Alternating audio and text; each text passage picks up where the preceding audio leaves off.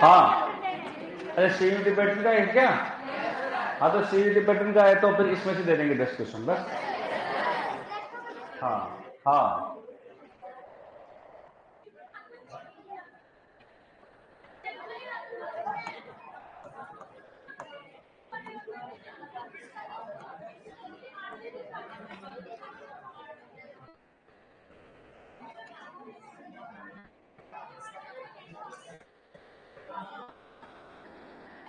हाँ, क्या हो गया? इलेक्ट्रोकेमिस्ट्री जो चैप्टर चल रहा है वो आता है सीयूईटी में, कॉमन यूनिवर्सिटी एंट्रेंस टेस्ट। हाँ, उसका टेस्ट लगेगा तो इसी को दूंगा मैं। जो पहले पढ़ा दिए वो जेईटी में आते तो नहीं देंगे। अब समझ में आई क्या बात? 10 क्वेश्चन आएंगे, 20 आएंगे, 50 आएंगे, 500 क्वेश्चन बना दूंगा मैं, कल पढ़ाए उसमें से। समझ गए चीज? हाँ, ये सोचना नहीं है। क्या नहीं करना है? सोचना नहीं है। गाय भैंस कुत्ता बिल्ली जिंदगी में सब कुछ पालो, हाँ, शक और बहन नहीं पालना है, उससे जिंदगी बर्बाद हो जाती है। क्या होती है? बर्बाद। चलो, अब अपन बात करते हैं। हाँ, अब देखो अपन टॉपिक तो फिर बाद में लिखेंगे, आज कुछ पढ़ाते हैं, वरना अपने से ट्यूशन कैसे बनेंगे 10। तो एक जो फर्स्ट पेज है ना, आपको मेरे को देना, ये वाला फर्स्ट पेज, इसमें अपन टॉपिक लिखेंगे। टॉपिक लिखते तो आधी क्लास खराब चली जाती है ना, तो इसमें टॉपिक में एक साथ लिखवा दूंगा आपको एक दिन, है ना। तो इसमें टॉपिक लिख लो, कल या परसों में लिखवा दूंगा लास्ट में जाते जाते। इस एक पेज को छोड़ दो खाली, इसमें अपन टॉपिक टॉपिक लिखेंगे। हाँ, पूरे पेज पे 19-20 टॉपिक आएंगे यहाँ पूरे पेज पे। समझ गए जी? हाँ, एक पेज छोड़ दो आप, मैंने बोल दिया ना। अरे उर्दू में बोलता हूँ क्या मैं? तो फिर समझते नहीं होगे। एक तो आगे वाले पेज पे पॉइंट लगा लो, स्टार्टिंग लगा लो, हेडिंग लगा लो, हेडिंग लगाओ परिभाषा, फटाफट परिभाषा, और लिखो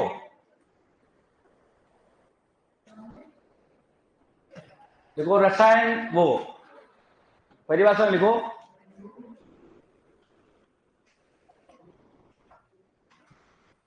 भौतिक रसायन की वह शाखा, भौतिक रसायन की वह शाखा, भौतिक रसायन की वह शाखा, भौतिक रसायन की वह शाखा जिसमें जिसमें विद्युत ऊर्जा, जिसमें विद्युत ऊर्जा व रासायनिक ऊर्जा,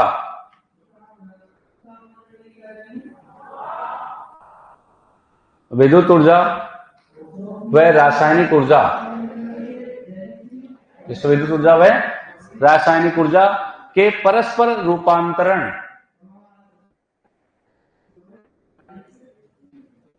विद्युत ऊर्जा व रासायनिक ऊर्जा के परस्पर, यानी कि आपस में होने वाला परस्पर रूपांतरण के अध्ययन को,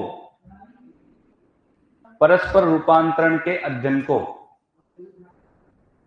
परस्पर रूपांतरण के अध्ययन को विद्युत रसायन कहते हैं।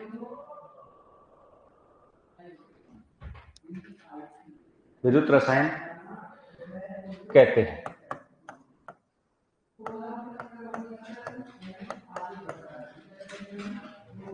विद्युत रसायन कहते हैं। इसके नीचे ये लिख लो,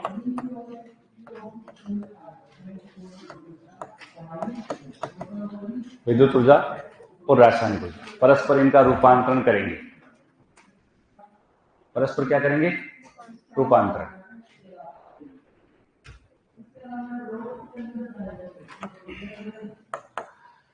परस्पर रूपांतरण करेंगे।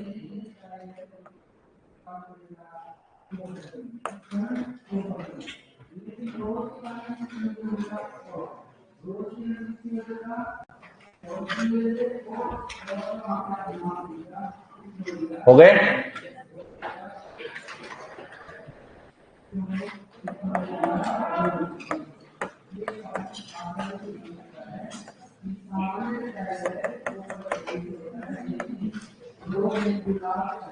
फिर नीचे लिखो सेल। सेल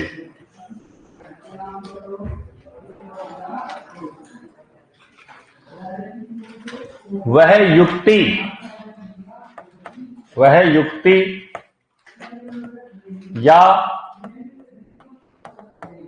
साधन, वह युक्ति या साधन,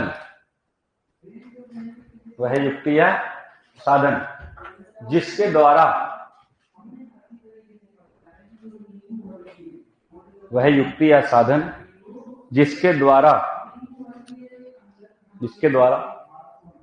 विद्युत ऊर्जा, इसके द्वारा विद्युत ऊर्जा व रासायनिक ऊर्जा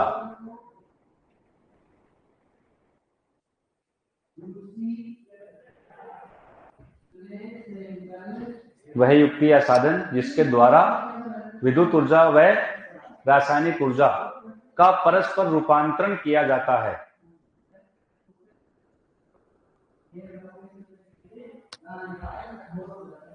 परस्पर रूपांतरण किया जाता है कहते हैं, उसे सेल कहते हैं,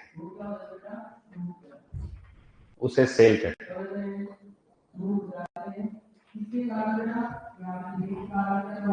उसे सेल कहते हैं।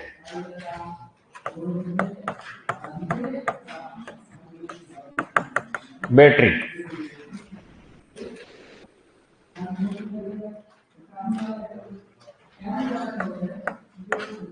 बैटरी क्या होती है?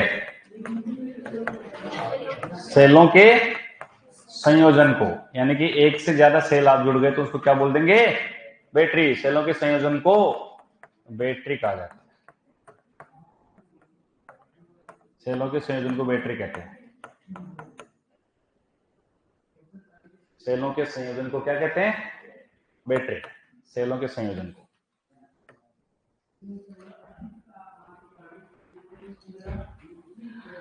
ठीक है। अब सेल या बैटरी कितने? दो। एक तो विद्युत ऊर्जा को किसमें बदले? रासायनिक ऊर्जा में। उसको कौन सा सेल बोलते हैं? विद्युत अपघटनी सेल। विद्युत अपघटनी सेल लिख लो यहां पर। और रासायनिक को विद्युत में बदले वो विद्युत रासायनिक सेल। विद्युत रासायनिक सेल। यहां पर ठंड बहुत बढ़िया पड़ रही है। एक बच्चा पूछ रहा है ठंड कैसे पड़ रही है? आवाज बंद हो गई क्या? सेल डिस्चार्ज हो गया क्या? वापस आ गया? डिश हो गया, पूरा बंद हो गया। क्या हो गया? बंद हो गया। इलेक्ट्रोकेमिस्ट्री लगा देते हैं इसके ऊपर। क्या लगा देते हैं? इलेक्ट्रोकेमिस्ट्री। थोड़ी बहुत भाई, क्या नहीं आई? ये खत्म हो गया। वॉइस आ रही है, वॉइस आ रही बेटा। उस वॉइस की बात नहीं बेटा, दूसरे वॉइस की बात है। सेल है क्या यहां पर?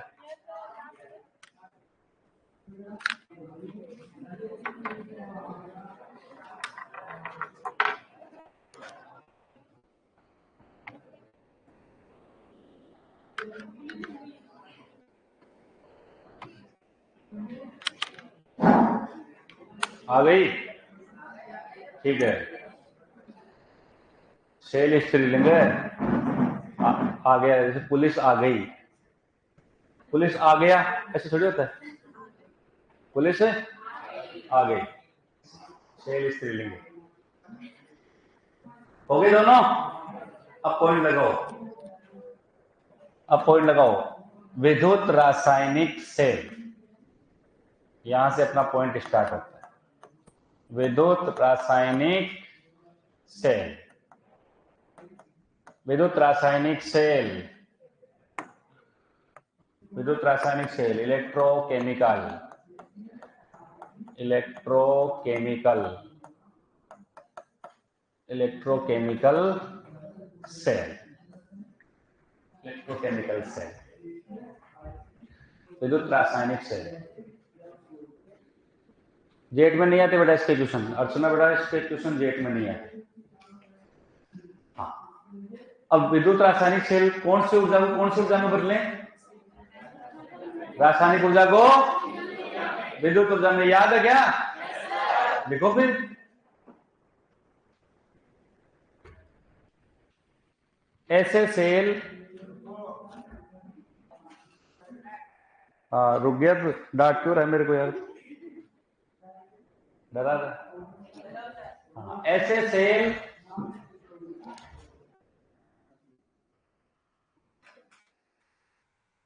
सेल जो रासायनिक ऊर्जा को विद्युत ऊर्जा में, ऐसे सेल जो रासायनिक ऊर्जा को विद्युत ऊर्जा में परिवर्तित करते हैं, ऐसे सेल जो रासायनिक ऊर्जा को विद्युत ऊर्जा में परिवर्तित करते हैं। कितने सुंदर सुंदर राइटिंग लिखते थे, परिवर्तित करते हैं। हाँ, इतने से बढ़िया राइटिंग मेरी होती ना तो मैं काम नहीं कर देता, जिम्मा देता सारे गाँव में। काम जानते हो क्या? चूरमा दाल बाटी बनता है उसमें। हाँ, हाँ, इतनी बढ़िया राइटिंग मेरे होती थी। हाँ। ऐसे सेल जो रासायनिक ऊर्जा को विद्युत ऊर्जा में परिवर्तित करते हैं। पैराग्राफ चेंज करके एक लाइन और लिखो। हाँ, पैराग्राफ चेंज करके लिखो, ये सेल विद्युत ऊर्जा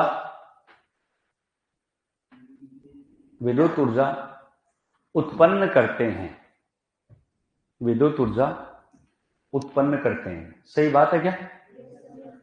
विद्युत ऊर्जा उत्पन्न करते हैं।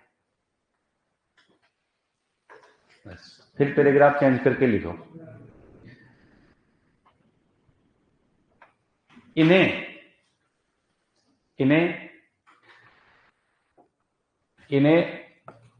वोल्टीय सेल, इन्हें वोल्टीय सेल और कौन से? Galvanic cell, galvanic cell. इन्हें वोल्टीय सेल, गैल्वेनिक सेल और कौन से?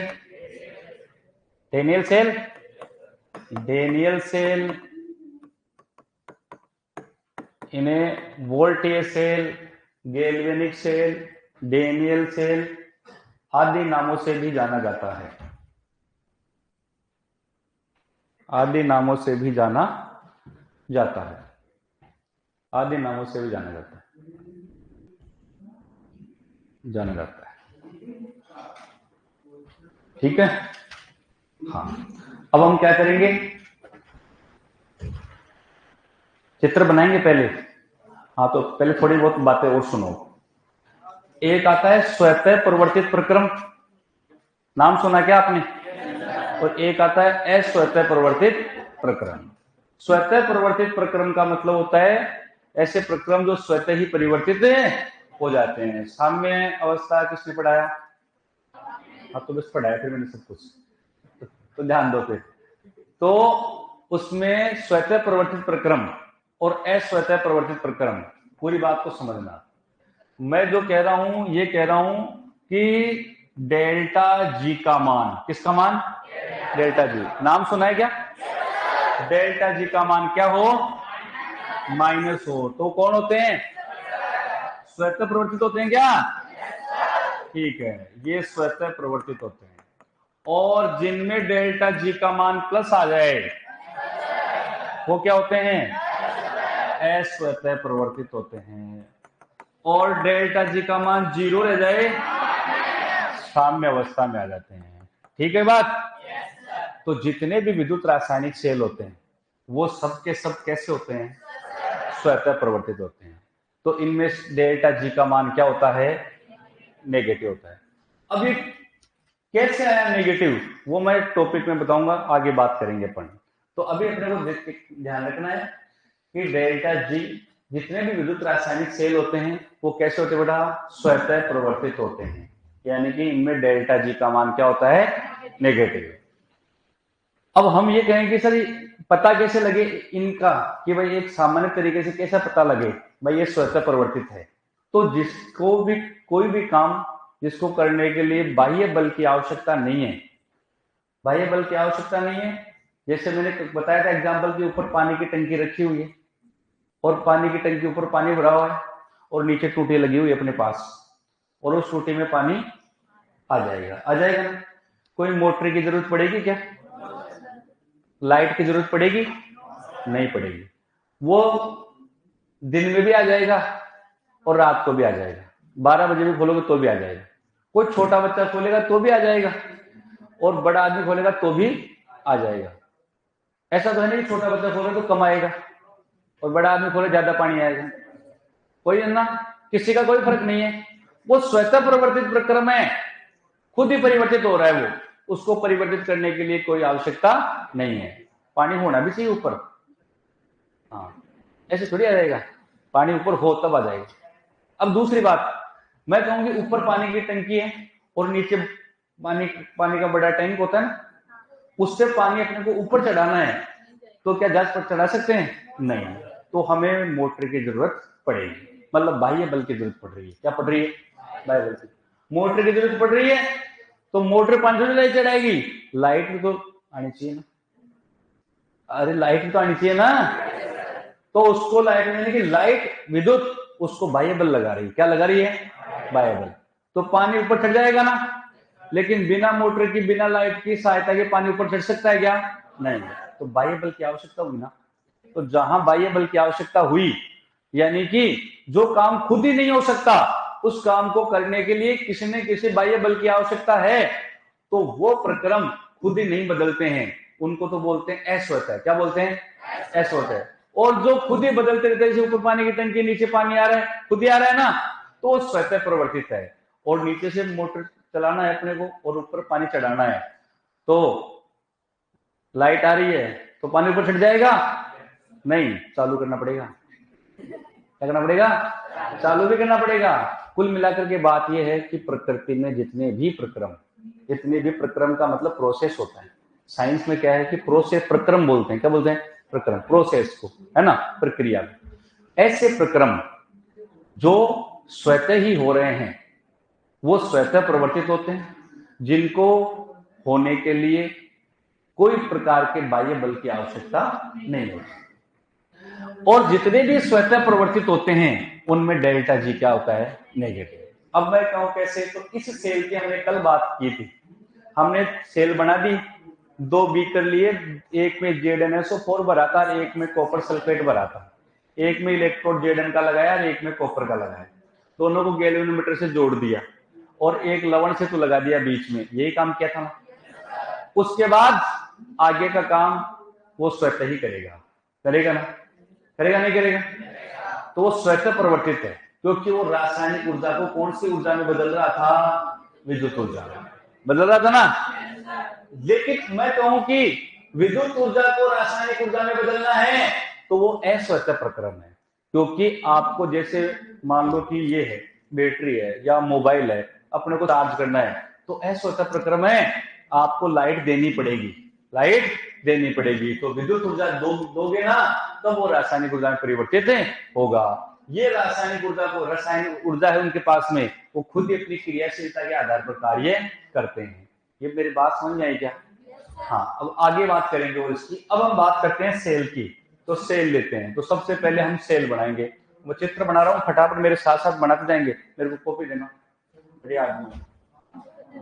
हाँ, अब ये जितना भी इधर आपने लिखा है, वो जितना भी पेज है, आधा कितना कोई छूट गया रह गया उसको छोड़ देना, वहां से अपन लिखना शुरू करेंगे बाद में, ठीक है ना। अब नए पेज से तो बोल रहा है, ध्यान रखना, काम करने का तरीका होता है ना, तो ये प्लानिंग के साथ।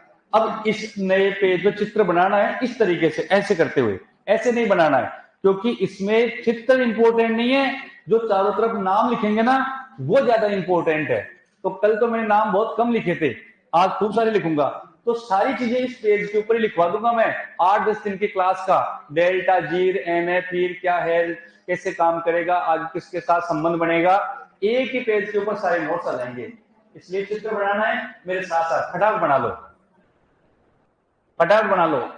2 बनाओ बीकर, बीचों बीच बनाओ, बिल्कुल बीच में। हाँ, टाइम नहीं लगना चाहिए। बना दिए?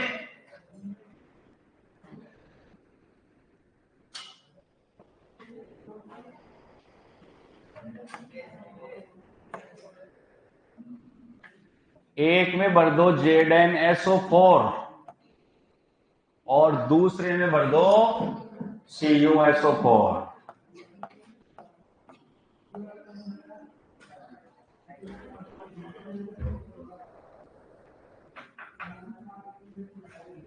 जिसमें ZnSO4 भरा उसमें कौन कौन से आयन हैं?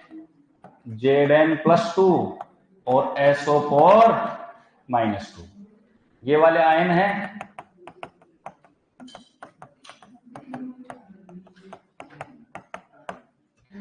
कॉपर सल्फेट वाले में कौन कौन से आयन हैं? Copper+2 और SO4-2, ये वाले आयन।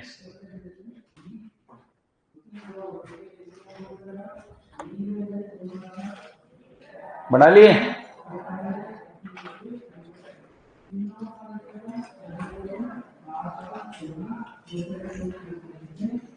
अब मैं तो बड़ा कर दूंगा, आप कैसे करोगे? हाँ, आपको उतना ही रखना है।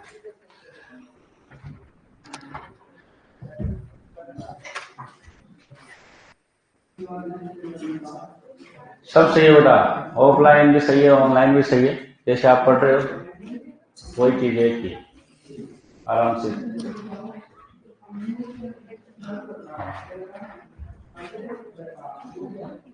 हो गए?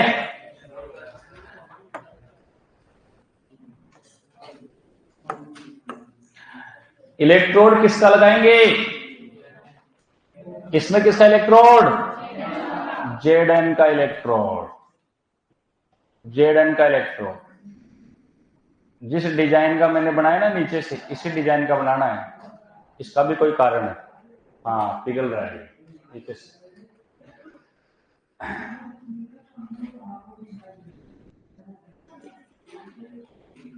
और इधर बनाना है कॉपर का, ये कॉपर का है।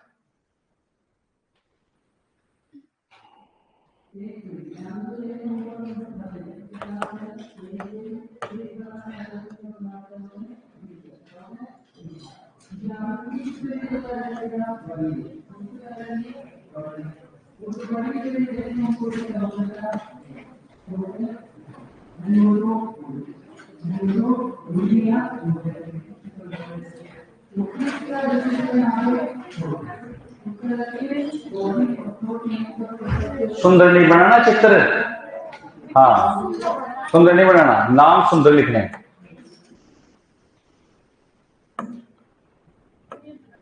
दोनों को जोड़ दिया किससे? गैल्वेनोमीटर की सहायता से।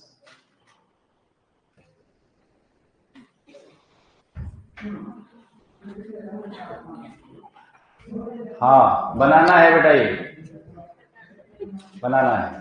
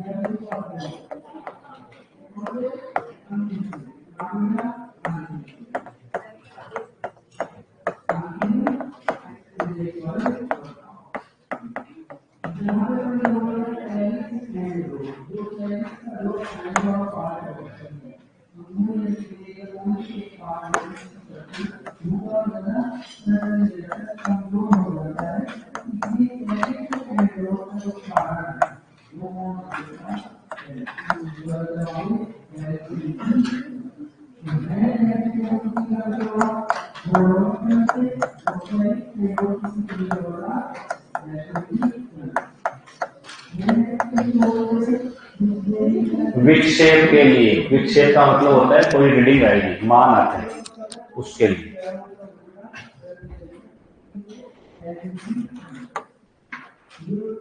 हाँ बोले थे बस, क्या हो गया? जल्दी बनाए।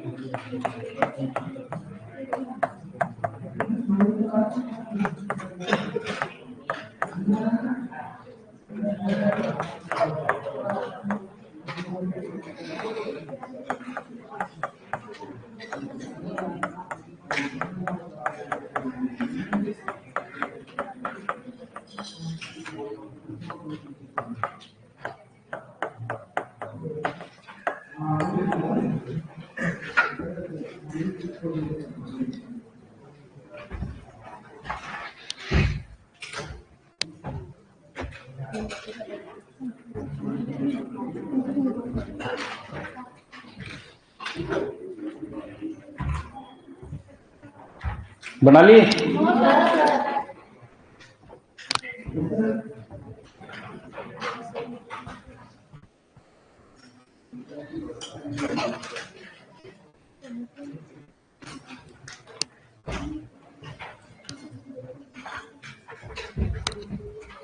वन एम क्या है? 1 m का मतलब बेटा मोल प्रति लीटर, सांद्रता का विलयन होता है 1 m। अगर के नीचे क्या लिखा है? अगर में घोलकर,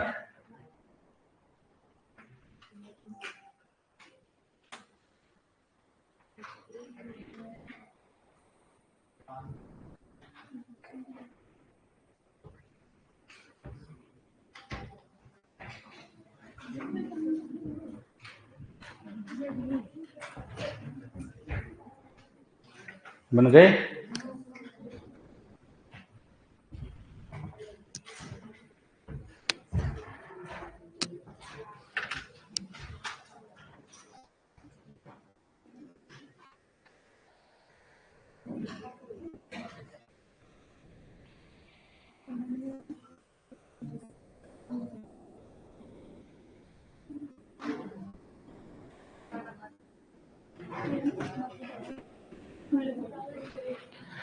Zn प्लस 0.7 वोल्ट क्या है?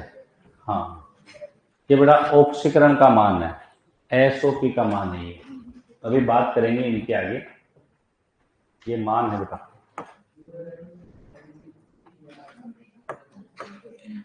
ये एसओपी है क्या? ये आपको तो पता ही नहीं क्या है एस, और ये क्या है? एसआरपी। ठीक है,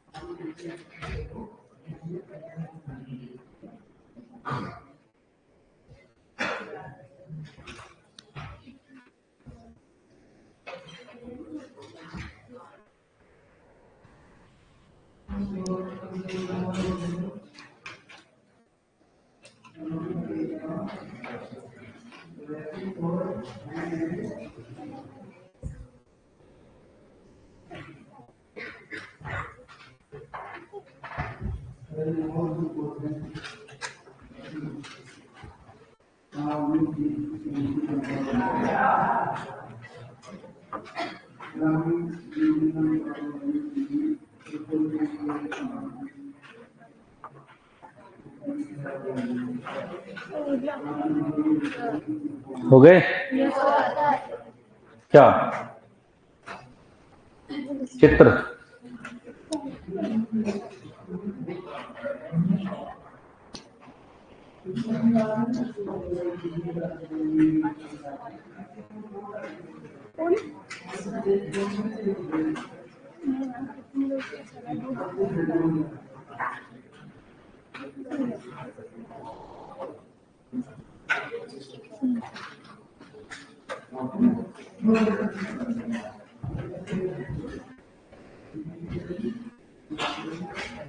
हो गए?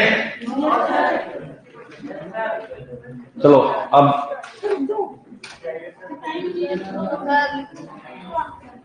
हाँ, बाद में टाइम और मिल जाएगा आपको लिखने का। नहीं देते?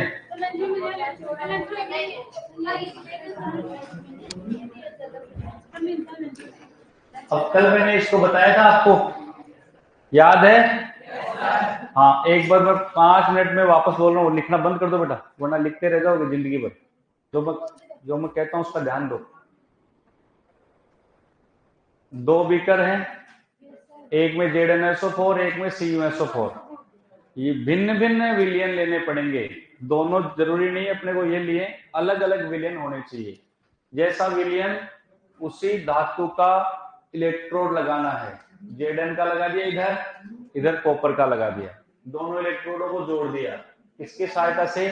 गैल्वेनोमीटर की सहायता से। गैल्वेनोमीटर का काम विक्षेप के लिए, विक्षेप का मतलब होता है कोई भी काम, मान होते हैं, आंकिक मान होते हैं, गणनाएं होती है, ठीक है ना, उन वो आती है इसके अंदर, जिससे हमें पता लगता है कि इसके अंदर कोई काम हो रहा है।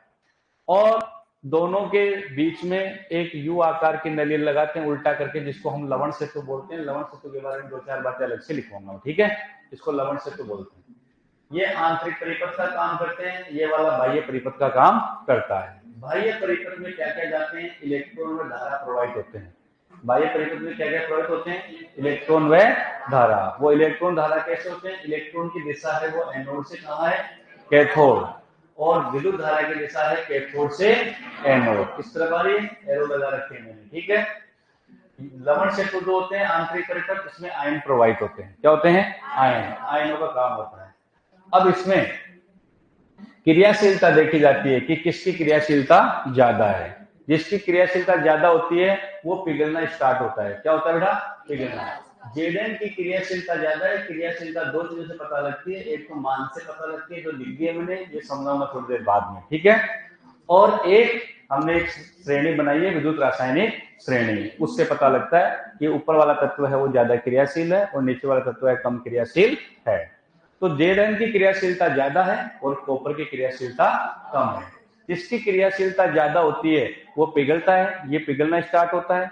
जैसे ही पिघलता है तो ये Zn का इलेक्ट्रोड बना हुआ था, Zn पिघलता है तो विलयन में जाकर के Zn+2 आयनों में परिवर्तित होता है।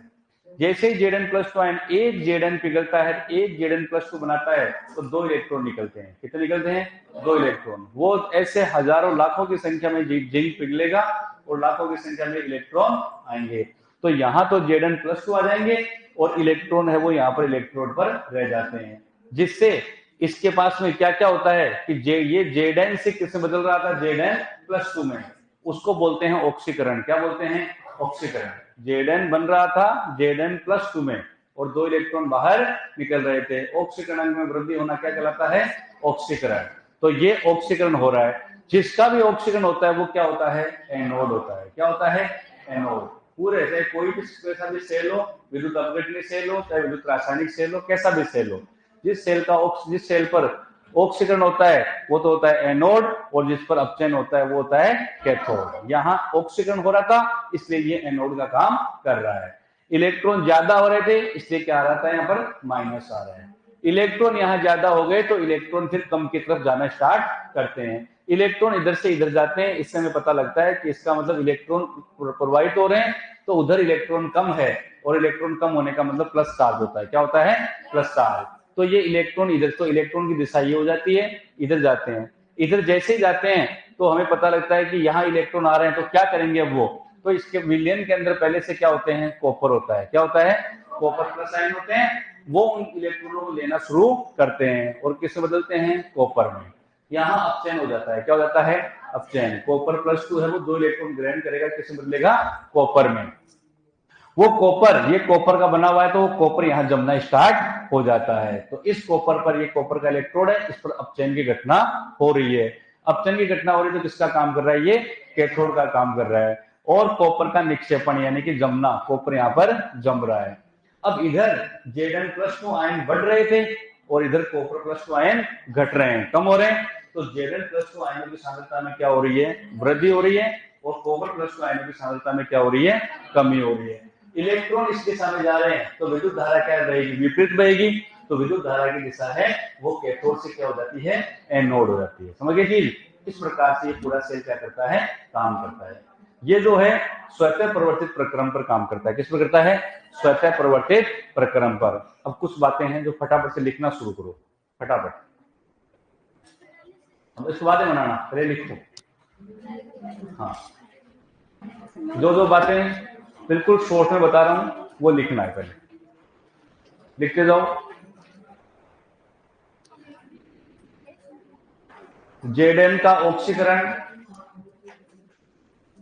Zn का ऑक्सीकरण होता है। Zn का ऑक्सीकरण, Zn का ऑक्सीकरण, Zn का ऑक्सीकरण Zn+2 में, Zn+2 में वह Cu+2 का अपचयन, Cu+2 का अपचयन Cu में होता है। Cu+2 का अपचयन Cu में होता है। अब लिखना, यहां आकर के दिमाग लगाने की जरूरत पड़ जाती है ना, गड़बड़ हो जाता है मामला। Zn का ऑक्सीकरण Zn+2 में और Cu+2 का अपचयन Cu में। आप चाहते हैं कि इसको भी ऐसे लिखवा दो मैं, Cu का अपचयन Cu+2 में, है ना? काम में लेना पड़ेगा बेटा, वरना गड़बड़ हो जाएगा। अगला पॉइंट लिखो। Zn की क्रियाशीलता अधिक है, Zn की क्रियाशीलता Cu की तुलना में, Zn की क्रियाशीलता Cu की तुलना में, Cu की तुलना में अधिक होती है। Zn की क्रियाशीलता Cu की तुलना में अधिक होती है, इसलिए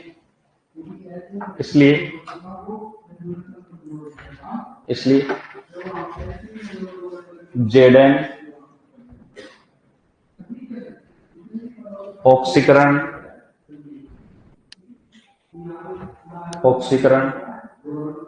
ओब्लिक लगा के लिख दो, एनोड की तरह काम करता है, एनोड की तरह कार्य करता है,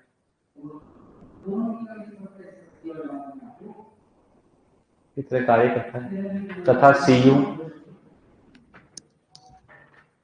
तथा सी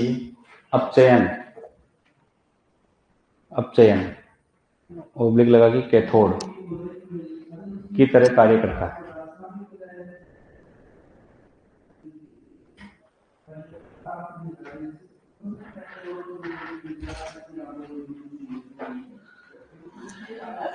अगला पॉइंट, जेडन पिघलता है, जेडन पिघलता है, वह Cu+2 का निक्षेपण होता है,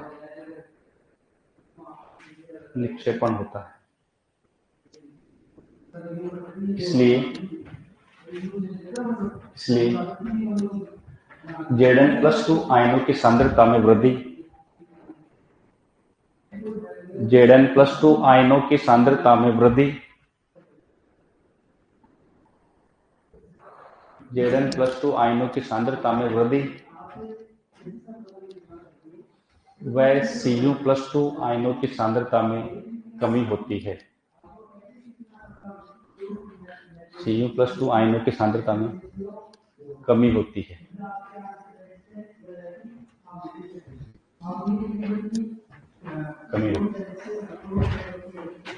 फिर अगला लिखो,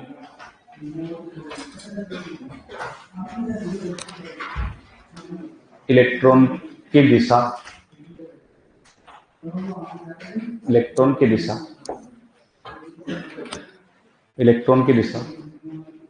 सदैव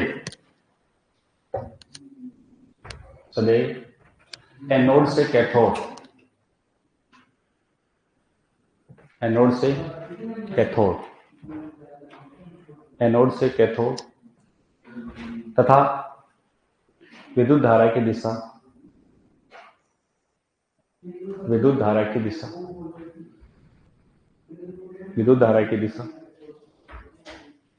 कैथोड से एनोड होती है,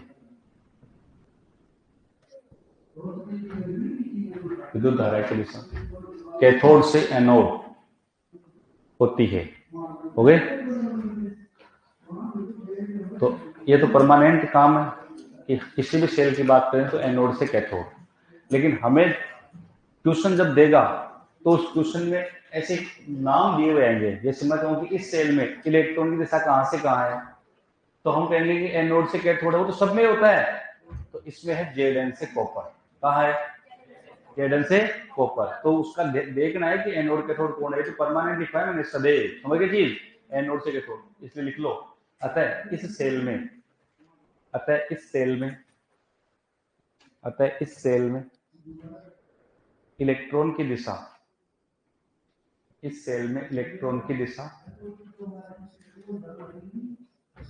इलेक्ट्रॉन की दिशा कहां से कहां होगी? Zn इलेक्ट्रोड से Cu इलेक्ट्रोड की तरफ, Zn इलेक्ट्रोड से Cu इलेक्ट्रोड की तरफ,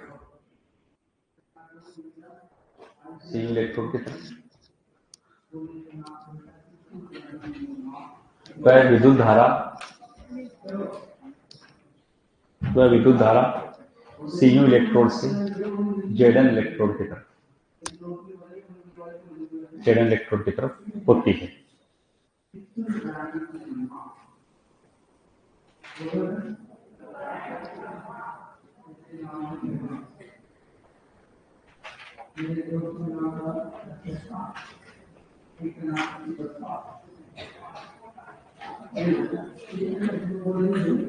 हो गए?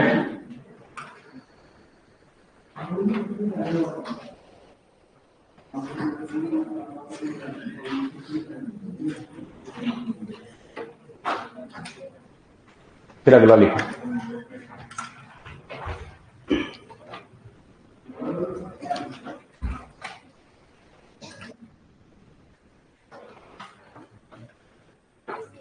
क्रियाशीलता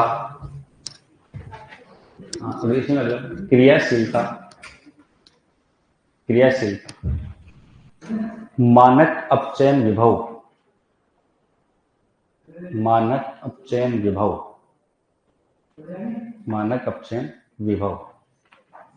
ब्रैकेट में लिखो SRP,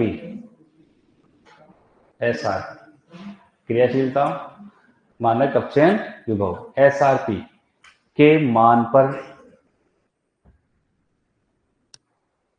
पर निर्भर होती है।